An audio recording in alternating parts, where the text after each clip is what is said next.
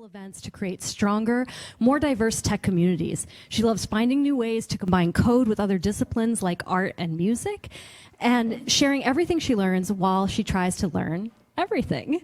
And here you go. You get the, you just push the white button, it'll move through. Ooh, very fancy. Hey, I'm Liz. My handle online is Learning Nerd, so I thought, like, oh wow, this is a perfect panel to join. I'm really obsessed with the process of learning new things and teaching as how it rolls into all of that. Something I do once in a while is I go to tech conferences and I show people pictures of cats from the internet. This is a thing that I'm currently learning, which is public speaking and tech conferences and all of that. So if you're interested in that stuff, talk to me afterwards. I will talk your ear off about getting into conferences. Something else that I do is teach programming workshops.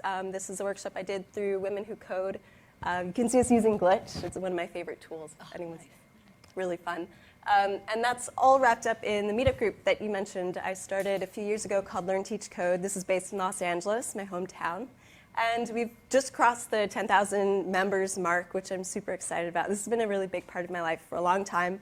And the reason I wanted to highlight this for this panel is because this is how I learned how to code, was with other people, teaching even before I knew what I was doing, or like teaching, which I'm happy to talk more about, and just doing the learning thing as a group, as a community. So that's something that's near and dear to my heart. And if there's one thing that I want people to remember, which is like the big lesson that I've taken away that's completely transformed the way that I look at teaching and learning, it's just that you don't have to be an expert to help people learn. So even if you don't think you're qualified to be a teacher, you can still help other people learn new skills in other ways by being a supportive friend or by sharing the learning process together. And that's something that I can't get enough of. So that's me. Awesome. Thank you so much, Liz. And next we have Jordan Schutz, who's a developer advocate for MuleSoft at a Salesforce company. As a developer advocate, Jordan helps developers build things faster, better, and easier by improving all parts of the developer experience to increase the top of the funnel adoption and product retention. Jordan's passion to improve developer experience comes from his background as an indie game developer, which is actually how I met Jordan. And Jordan founded an indie game studio that gained 500,000 downloads on a platform such as Nintendo Wii U and Android, which is really awesome. So thank you so much for joining us. Do you have anything you'd like to share? No, so I mean, some fun facts about me. I'm 6'8" tall, so I'm basically the totem. Whenever you come to a meetup, everyone tends to like see me. I actually see a lot of like familiar faces here, so it's that's always pretty fun. And I also run SF game development here in San Francisco, so it's one of like the largest game development groups in the city. And we're doing a lot of events with some large game studios. So it's a really awesome place where we basically build community and a bunch of game developers get in the room, meet each other, and then get to work on games together. But then in my full-time job, I'm at MuleSoft. And so what's challenging with enterprise software is we have to always find ways to make software easier for developers to use. So I work a lot on basically creating technical tutorials and improving the documentation and getting people excited about our product. And so hopefully I have some stuff that I can share with you guys and pass on today. So thank you guys for having me. That's awesome. Thank you so much, Jordan.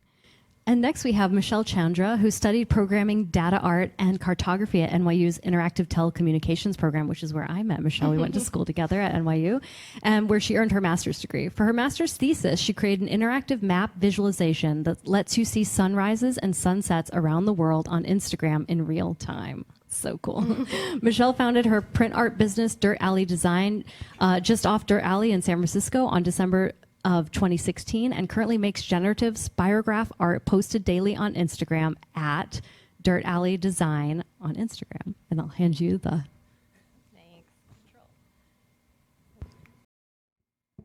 So this is my thesis, which is like the culmination of 2 years of study. When I went to NYU, I was coming from a marketing background. I never programmed, and so I learned how to code at NYU. And the long-term result of it was that I was really interested in photography before NYU, and so I was really interested in visualizing photography data. And that's why I chose to focus my thesis on showing the rise and set of the sun across time, across a 24-hour period, and then people could explore the photos. So this visualization is showing that sunset is the pink And the larger the circle is, the closer in time someone was to actual sunset in their posted location. And then with the yellow, that's sunrise. And then that is showing that those people were closer in time to actual sunrise when they posted the photo. And one thing I learned is that people will post sunrise photos much later in the day than they tend to post the sunset. They'll do the sunset photos like in the moment. So you can still see this map visualization at this website. The website's like a lot of the data that was being pulled from Instagram, you can't pull anymore, so some parts of the site are a little broken right now, but this still works. And then a couple of years ago, like after I graduated, I had this idea while I was in grad school about turning street grids into mazes. And I wanted to do that programmatically, but it was like beyond what I was going to be able to do. So I ended up doing this manually by hand. And so I have like 13 to 15 cities, and you can buy them online, and they're screen printed online, or screen printed by hand. And then my latest project, I can run this video. Oh no, it didn't work. Okay, and I'll go back. All right. Well, that is a video of the pen plotter process. So my latest project is making a spiographic art. This is again a program I wrote in grad school that basically is like a spirograph machine in that it places shapes rotating around a central point based on modulating waveforms, and then it creates all these different patterns based on changing the frequency and amplitude and the combination of waveforms. And so I recently launched a Make 100 campaign that is still running. There's 6 days left. If you want to back, I would be thrilled. And so I draw them all with a pen plotter from AxiDraw. It's an AxiDraw by Evil Mad Scientist Labs, and then I post new spirographs every day to Instagram and videos of the pen plotter process. Okay, that's me. But I'll just introduce. So this is Samba Diallo. He's a classically trained software engineer that spends his time focusing on shortening the gap between products and their developers. He was a developer advocate at PubNub in 2019 and worked to expand their user base by providing content for their blog and using their API in new and unique projects. Learning new tech and languages while sharing his experiences are just a couple of his passions. And Samba's the very first person I ever met who was a DevRel intern. And I'm a developer evangelist, and I'd never met another developer and evangelist intern. I thought that's so interesting to be someone who's learning to be a teacher, who's a lifelong learner, who's a lifelong teacher. I'm like, that's so meta. So I'm really happy that you joined Samba. Yeah, thank you so much. And that was some great art earlier. I loved it. I'm Samba Diallo. I have a lot of passions: snowboarding, motorcycles, learning and showing people the best practices while also learning the best practices myself. I'm new to the DevRel community. I've only been doing DevRel for about a year so far, but through that, I have a little history of me. I graduated in 2018 from CSUMB. I traveled for the last half of 2018 to get some more experiences under my belt, visit some other countries. Worked at PubNub in 2019. Amazing experience. That's where I really got to learn the best practices from people that were way more experienced than me. And that was probably being an intern and learning how to teach people is one of the crazy experiences that I've had inside of my professional life. And in late 2019, I worked at Nimbella under for this small startup called Nimbella in the South Bay. And I would like to tell you a little bit about the internship that I had. So in this internship, I got to work with languages, frameworks, stacks that I just really wasn't used to yet. And that included Rust, React, React Native, and even some WebAssembly with Rust. And through this experience with PubNub and being with these people that have been in the industry for 10, 20 years so far, I was able to learn these best practices. And that is key because since I'm new, I need to be able to tell people this is the best way to do things, or this is the way that I will do things, and I need to be at least semi-right about it. And then being able to talk to these people and learn from these people was amazing. Cool. Oh, did I skip too far? Okay. Very good. All right, awesome. Well, thank you guys so much for introducing yourselves. And now we're going to go on to awesome panel discussion. So I have some questions for all of you. My first question, I had this great interviews and talks with each of you before this event to kind of talk about your own learning journey to where you are now. And so I wanted to see if you could share with the audience some of the things you shared with me in our conversations around tips and tricks you have for learning a new stack or a new language. I know each of you had different approaches, whether it was debugging, note-taking, life hacks. So I would love it if you could share some of those with our audience. I mean, I can go first. So when I'm learning a new stack or language, I kind of try to just break it up into the littlest pieces possible, just so I know that I'm doing each part right. I test it out, and then so debug it. I make sure that it works with the next piece. I keep on doing that. I keep on iterating through, making sure that it all works. And then if I check the documentation for each of these examples, and then if the documentation is not verbose enough for my use, then I can actually hit up other people that are more passionate about it, that can actually teach me themselves. Because I struggled a little bit learning Rust because I couldn't find great documentation and examples, but people inside my company, PubNub, were extremely helpful, and they were all passionate about the language, so I got to learn a lot from them. I think one of the fun things about working as a developer advocate is you can know nothing about something, and then you basically have to try to self-teach yourself. And in that self-teaching journey, you end up learning a lot of the flaws of how the documentation could tell a story better to the developer community. And so a lot of what I do on a daily basis is kind of being humble, being like, I don't know something, and then going and actually trying to self-teach this myself, whether that's looking on YouTube, reading through the company documentation, et cetera.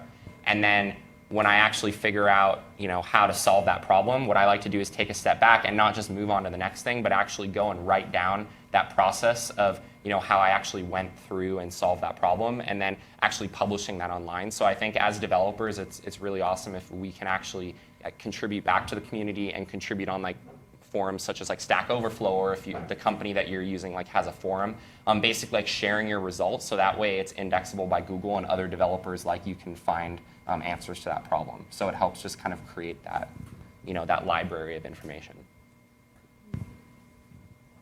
Have any of you seen, there's this TED Talk that I really like that came out when we were talking, called How to Learn Anything in 20 Hours? About? It's a really good talk. And this guy shows how he taught himself how to play ukulele, which was something he's always wanted to do, to be more musical, and he was just intimidated and didn't have the guts to try it. And then he did a bunch of research on the process of learning, and his talk was to debunk the idea of the 10,000 hours myth, that it takes 10,000 hours to learn something really well. And that was kind of the research got blown out of proportion and so on and so forth. But the thing that I loved about his talk was his focus on the biggest challenges for him in learning the skill wasn't so much where do I find the information, where do I find the chords for the songs I need to learn, or proper technique for hand placement and stuff on the ukulele. All of that stuff's readily available. We all have access to so much information now, and really high quality tutorials and courses and so on, often free. And for him, the hardest part was just getting over the fear of starting and potentially failing. And so I forget how he said it, but something along the lines of the biggest challenges to learning are emotional, not intellectual. And so that was a really big thing for me. I don't have a technical background, and so when I wanted to learn programming and actually give the tech industry a shot for my next career, it was really terrifying. I thought that I didn't have what it takes because I'm not a math person or sciencey person, and I thought maybe I'm just not cut out for this. And so for me, the biggest component of actually learning those skills was finding people to support me and vent with, or just sit together physically at the same table and say, okay, let's try to learn this. Even if we get stuck, we'll keep trying. So that's for me, that was the game changer for me. Okay, I guess I'll be going backwards a little bit on the more technical end. I think for me personally, reading documentation is really important, and I learned that as a support engineer, we would have people contact us about problems that we'd be debugging all day, and for me it was so important to be able to go to a document a doc and read about the code stack, because people would be sending us code I'd never worked with in different languages, and we had to just be able to run whatever their application and then debug it, even if we had never touched that language before. And so for me, my like number one thing is to be able to go and like read through the documentation and understand it. And that's why like good documentation is so important. And like companies that have excellent documentation, thank you, because it's not always like the case. And then I think also for me personally, when I'm trying to learn something new with coding, I need to like tie it back into a personal project that I'm actually interested in. And I find a lot of the projects that are presented for how, like when you're learning to program, to be kind of dry and boring. And so I'm always wanting to connect it back to like art and like something I want to make. A lot of us obviously brought up documentation when it comes to teaching and learning because it's so important to all of us. Documentation, if it could be done right, like what is your dream? I have an imagination that I would love documentation that was like as engaging as Zelda Breath of the Wild. It's like open world and like these guides like pop up and they're like, would you like to go on an adventure? So that's my dream. But what about you? What if you could just like wave a magic wand, have like the time and money and resources, maybe you make an incredible video like Nico had, what would some of your dreams be like if you could have anything when it comes to either your own stack or to have it be accessible for you to learn other stacks? So I think when it comes to like enterprise software, I think the challenge is like the documentation is supposed to be the source of truth, but then when developers go and read that documentation, it usually doesn't tell them everything they need to know, or actually tell them the problem they need to solve. And then like at least at MuleSoft, the challenge that I'll find is that I'll go and read the documentation and I'm kind of like, okay, I want more, or I want some sort of actual example in the documentation of how this API is used. So part of what I'm working on the team is basically figuring out how we can create fun and engaging demos that use the APIs on that documentation in a real life example. So that way developers can not only like they can try it out and they can visualize it and they can experiment with that specific API. And then that way they see it working and then they can go and implement it into their own application. So I think that's what a really good, like what documentation should be like. Good examples of good docs. I would say Twilio does a great job because they actually put the console in there and you can actually play around with the API live. And there's tons of others that are out there that do it well, but I think for the most part, most companies have a lot to improve. So, yeah, I think that like those examples and actual like code editors that you can use right inside the documentation is great and amazing. And I was going to say GIFs, but that's an even better version of that, basically. But I would think that I get a little bit intimidated sometimes when there's just a long list of like functions and snippets and stuff, and I think that it'd be easier if we could, like, my dream would be like kind of to break it down into like categories and then take a lot of organization from the company, but like imagine each function or snippet had like a couple tags saying this is for networking and for get requests or blah, blah, blah. And then you could just click that little link and it'll take you to a list of a bunch of related functions. And then I wouldn't have to scroll through this entire like 5-page kind of documentation to find out the ones that I wanted to see. Yeah, I think having examples is really important. And also, just like, as you're saying, like code snippets that you could just grab and quickly put into your own program really fast. And then I think just having error codes that are like readable as the developer instead of being written for the person who developed the API and like you don't have no idea what it means and it's too technical. And like, I think in some ways, error codes are like your best friend, and so if the error code makes no sense to you trying to use an API or someone's software, then you're screwed and you have to contact their customer service and like it's not working. I agree with all of everything. Thumbs up, +1. This is not specific to like API documentation, but I've gotten really into a programming language called Elm, and highly recommend trying it. My favorite thing about it is it's a language that compiles into JavaScript, and the compiler is super helpful. And one thing that it does that I've never seen before is it actually gives you links to the official documentation for the language. So it might say like, oh, it seems that you didn't import this module correctly. Here's the link to the docs page about importing. And I'm like, oh my God, this changed how I think about programming, because I was so used to having like, okay, my code, like, my console, and then constantly have the docs open in a browser window and like have to like search for every single thing and like jump between pages in the docs. So it's nice to just have it. Like more integration between all those tools in the docs would be amazing. That's really great. Thank you guys for all those tips. And I hope we all get to have documentation in our companies someday that is like each of you described. I know all of us are working, furiously to make that happen. When it comes to, you brought up mentorship and having a group of people that helps you, like moral support and emotional support through your learning journey. For each of you, would you mind sharing a story about someone who really made a difference in your life as a mentor? And then also, if you can, share us how we can be better mentors for those in our community as well. I can start if you want. Basically, we can roll back the clock maybe about 10 years, and I was like 16 years old. I was in my parents' bedroom, and I didn't know anything about coding. My parents knew nothing about tech, and I just really always had a passion. I like always wanted to learn how to like create a video game, right? And that was just kind of my thinking. And so what I did is I started just like researching online, like how like to even do that. And I was so overwhelmed, right? Like when you're looking at API documentation for the first time as a kid or even as an adult, you're like, I don't even know where to start. And so instead of just giving up like what most people would do, or instead of just, I basically was like, look, like I need to figure out how to solve this issue. And so I started coming to these sorts of meetups like this, like in person as a 16-year-old, and meeting these adults that are professionals in the industry. And it was very humbling. And a lot of people looked at me like, why are you here? But slowly I started putting myself out there more. And then on the forums, I ended up meeting this awesome guy named Angelo. And actually a lot of you in the room may know him. He runs the South Bay game development group.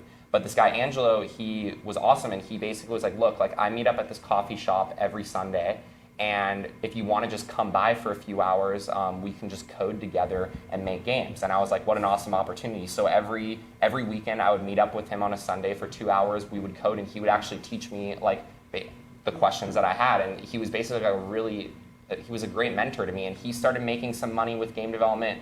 And then he started to teach me how to monetize my games. And then together, we were actually able to help each other over the years, basically grow our businesses. And I was actually able to pay my way through college doing this. So it was through his mentorship that we were both able to like start our own businesses and achieve our dreams. And that actually brought way more developers in the room. So then now instead of me just being me and him, it ended up being 4 other game developers, and we were all making money together. And it was just a really great time, and that's kind of why I am running the SF Game Development Group now to this day, because I remember those years back when I didn't have those resources, and it was people that volunteered their time to help me and give me the encouragement to get started, like I can do this. And that's kind of what I'm trying to give back to people now that maybe are in kind of my same shoes, except today. So. Yeah. I think I can add on a little bit there. Around a year ago is when I first started Devro, and it was all thanks to this dude right here, Jordan. So he told me back in like 2018 about Devro, and I wasn't fully ready to take the step in. I was probably graduating at the time, and I wanted to go travel after college. But then when I came back from traveling in early 2019, he helped me get my foot in the door and actually started talking to people and learning, and he's been with me every step of the way to give me help, give me feedback, and kind of give me advice when I'm faced with hard decisions. So thank you, Jordan. Yeah, thanks. So inspirational. I would say mentorship has been really important for me because when I started grad school, I didn't have any background in computer science or programming, and it was all really overwhelming. And I was like ambitious in what I wanted to do, so a lot of what I had to do was learn like back end and then front end, and like dealing with databases and dealing with APIs. And so I was always like banging on the door of the advisors, being like, I need help every week. I was always signing up for their office hours, and I went every week. And I didn't like mind asking for help, and I didn't mind that I didn't know. And a lot of it was because it's like there's like a whole world of secrets that no one's telling you. Like with the Instagram API, they didn't really at that time, and even more now, want you to access the data, so they would make it really hard and code it and write it in languages that is for people who have a lot more experience with being developers. And so I only learned that by going to people who knew a lot more about programming and then having them explain that to me. Why is it so hard? So yeah, I think you can just learn so much from other people who know more. They can share with you all the things that you don't know, so that you can get to where you want to go faster. One mentor for me that stands out was the person who got me to start with public speaking.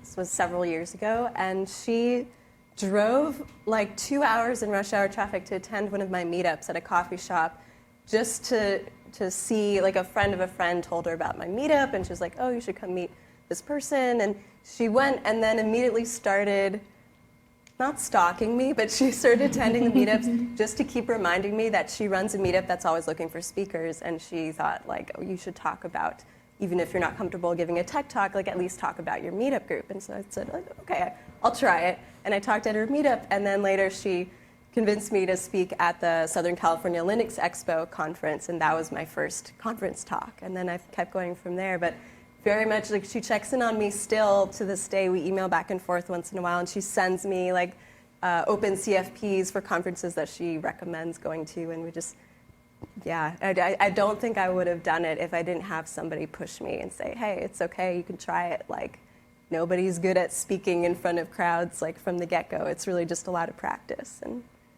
yeah, mentors are amazing. It changed the course of your life. Absolutely. Well, thank you so much. I have like a million questions, but I also wanted to give a chance to the audience. Yeah. Would anyone like to ask some questions to our panelists? I have more. I can keep going, though. But I'd love to give you guys a chance, too. Yeah, go ahead. So you are all kind of running groups, it sounds like, meetup groups and so on. Meetups changed a lot. Yeah. Running into. Are you using any other tools or any other systems to connect up with people or to spread the word? Yeah, so I had the opportunity, I don't know if you were there, but Meetup CEO recently came to San Francisco the other day. And so I had the opportunity to go to that meetup and kind of hear about what they're working on. So there was a big scare on meetup.com of basically Meetup changing their policy to only allow tickets to be like you would have to buy tickets in order to attend a meetup. That's actually completely false, and the CEO was like, that's not the case. So what is great is the CEO is really focusing on ticketing, because right now Eventbrite is kind of killing meetup.com with the ticketing service. So a lot of people are basically taking their meetup group, they're building a community on that platform, and then they're basically having their events hosted on Eventbrite for money because meetup.com doesn't have a good ticketing system. So they're working really hard to actually improve that, and they're integrating with Stripe. So that way, like, that whole process is a lot easier. So that's what I've heard from him. So I think that's good. At least like in the coming months, we should see Meetup really take off, and I think it'll still be the primary like community tool to host events. So I don't know if that kind of answers your question, but I feel like it's getting better. I hope so. Yeah, so Facebook is also a really good tool. So a lot of I'll partner with some Facebook people, and we'll do some promotions on Facebook, and that also gets the word out there. I think like running Instagram ads too is a good way to capture audience if you really want to. But I've never actually had to advertise my events before, but I know that people with budgets will do that, and they see success, and they actually get a lot of people to their events if you target it very specifically to location and audience. Yeah. Cool. I'm one of those people that uses Eventbrite as well we don't do paid events, but because some of our venue sponsors, like we did a meetup at SpaceX not that long ago, and they had extremely strict security requirements, understandably. And we run into that issue a lot because Meetup doesn't, there's no way to require first and last names when people sign up on Meetup. So we've done it through Eventbrite just because of that. But I really, that's really good to hear, because I was worried about the whole ticketing thing as well. But yeah, Eventbrite, and then also Slack. Like, do you have a Slack channel for your meetup? We use Discord because most of the people are game developers. So I think it just depends on depends on your audience for sure. Mm-hmm. Yeah. I really like your Discord. It's very active all the time. No, it's great. Yeah. It's great that so many people are involved. Yeah.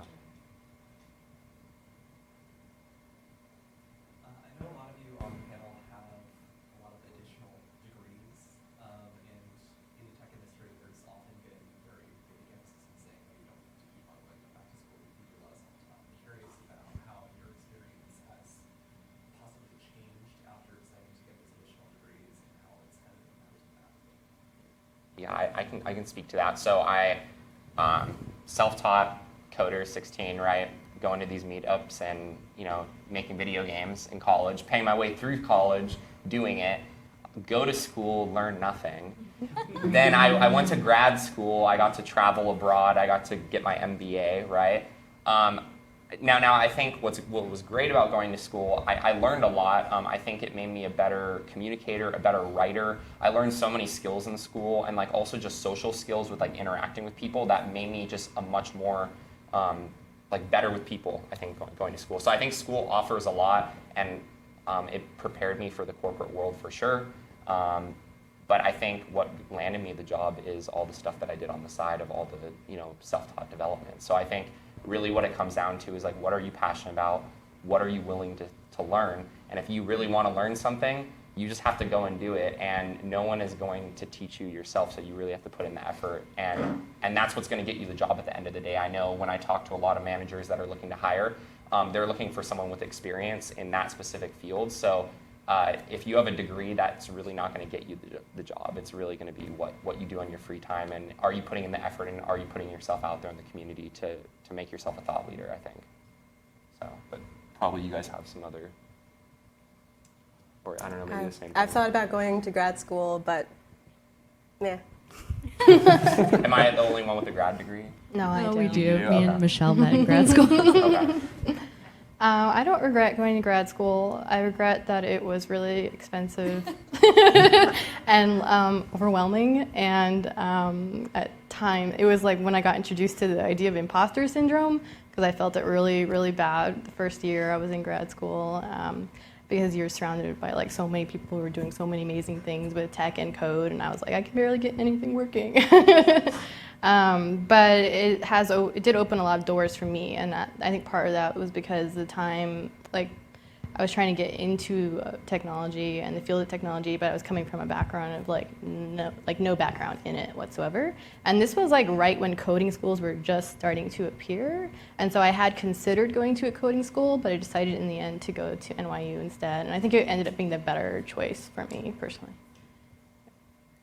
I don't have a lot of experience going to grad school because I haven't gone yet, but I think that so the possibility for me is open once I kind of narrow down on what I really want to do in grad school specifically.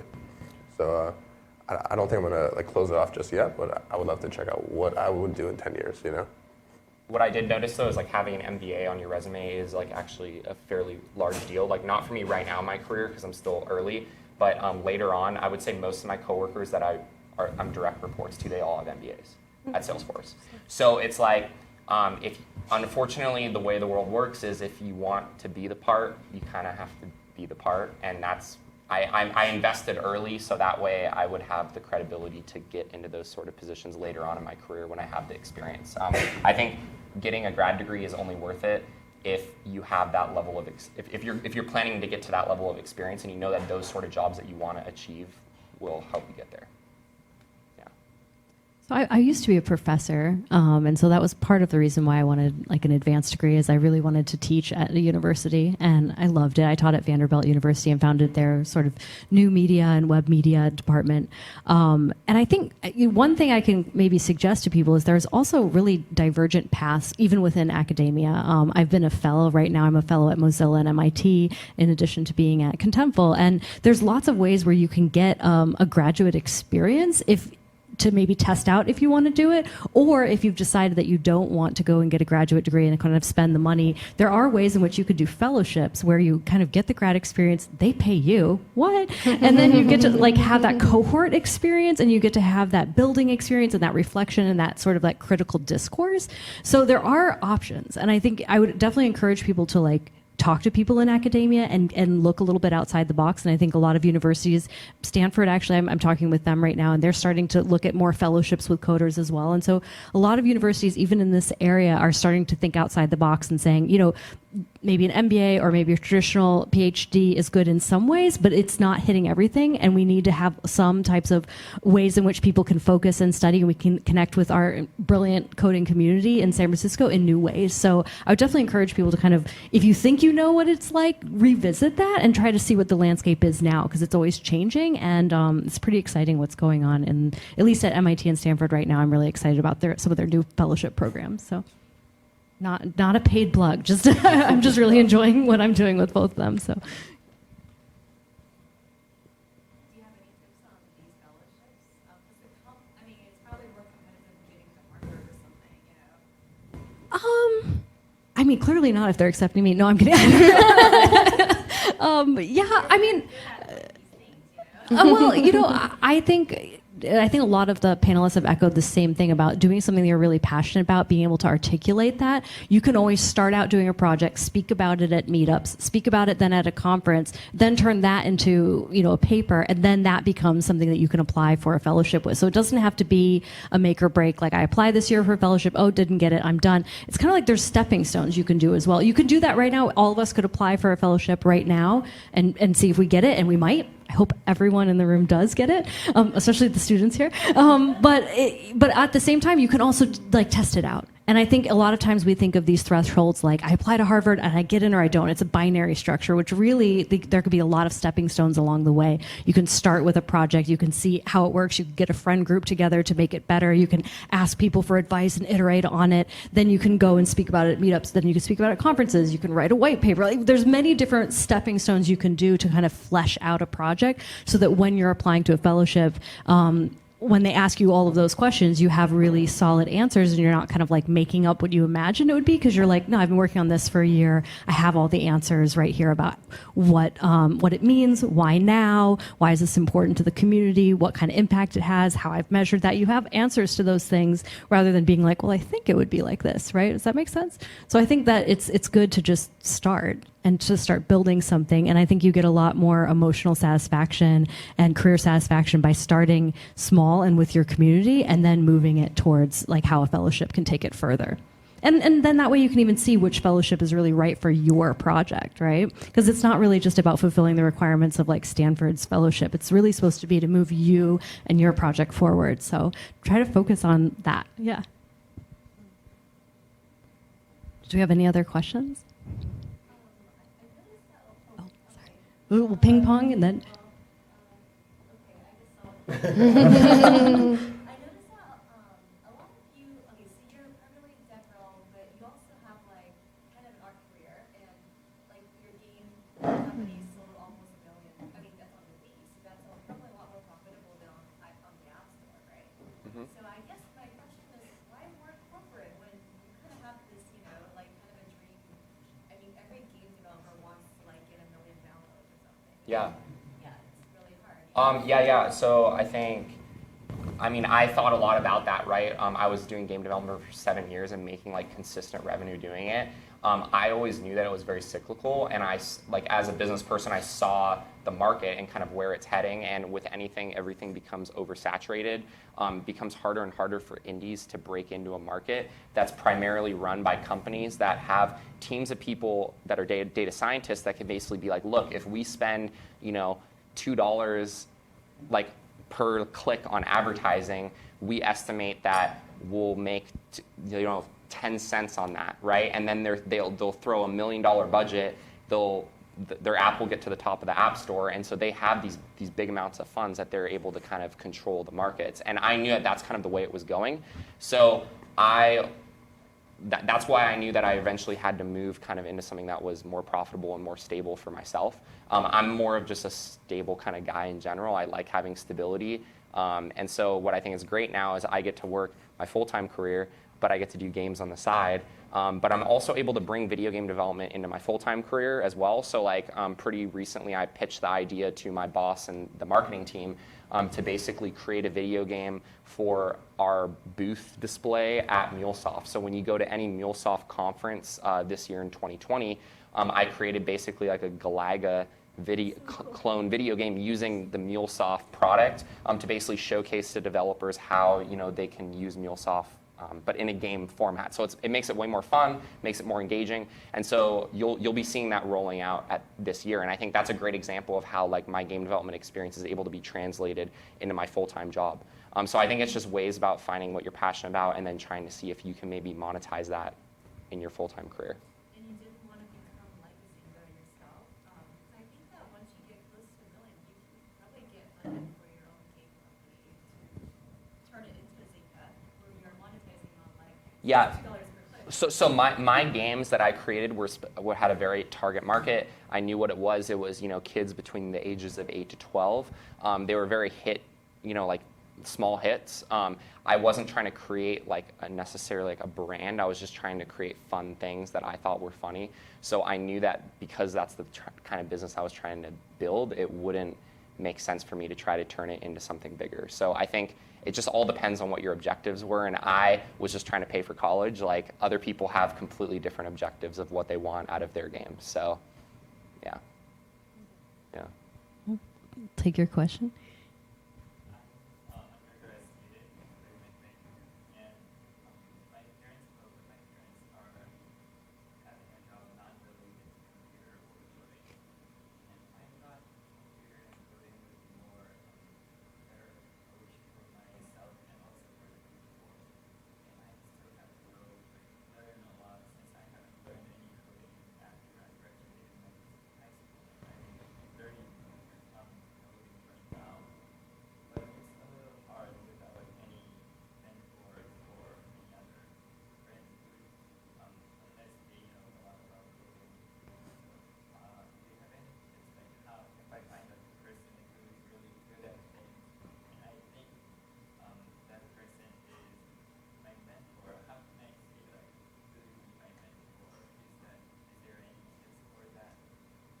Yeah, what I did is I just bought the guy coffee every week.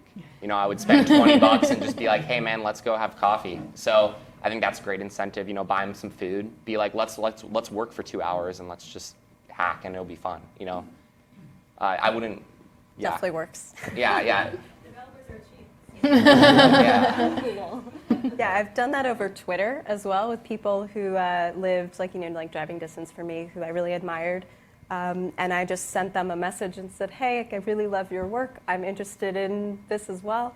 Could I get you a coffee and chat for like 30 minutes? I'll come to you. And people just said yes.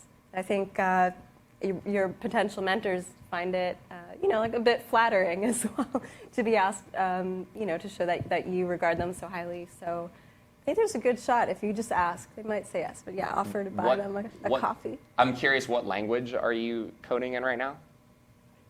Python. Mm-hmm. So there's there's a ton of Python meetup groups here in the city. So I would start there, meet other Python developers, and see if maybe you can start some sort of like small little user group where you guys meet up. And I would also bring to those meetups your questions. So like if you have specific things that you want answers to, bring your laptop with and pull someone aside and be like, hey, this is like, I'm literally struggling with this error. Do you know how to do this like with functions or like blah, blah, blah, right? And you'd be surprised, man. People will help you. I remember at 16, I would literally come to meetups with my game, and I was running into this one coding issue, and I would pull an engineer from the company aside who like wasn't on the clock, and I'm like, dude, I've been struggling this for a week. Can you help me? And they would like literally solve it in like 10 seconds. So, make yourself vulnerable, and you'll have a lot of success. I also think that if you go to a hackathon, I think that's like a really fast way for you to get up to speed on something. Eventually I do want to learn how to become a game developer with my brother, so I think I'm going to go to a game jam, which is like a gaming hackathon, basically.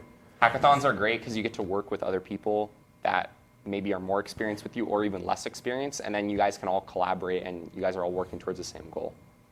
I would do that. And visible projects on GitHub are always great. Yeah. Totally. And Stupid Hackathons, that's right. Yeah, the Stupid Hackathon will be March 28th at Noisebridge, and Contentful sponsoring it. I'm the founder, so it's just a little plug. But thank you all so much for coming. We've run out of time today, but thank you so much for each and every one of you, and thank you to the audience so much for joining us at our first DreamStacks. So thank you.